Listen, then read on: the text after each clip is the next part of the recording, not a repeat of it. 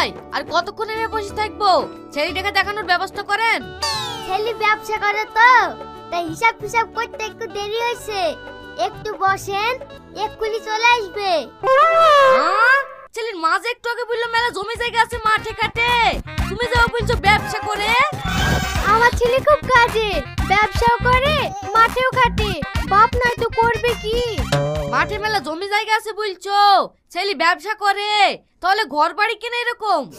ভাই, এখানে থাকার আমাদের ইচ্ছা নাই, শহরে জায়গা কিনেছি তো ওইখানে উঠে যাব। ও, এইবার বুঝতে পারলাম। ও দেখো ভাই, ছেলে চলে এসছে।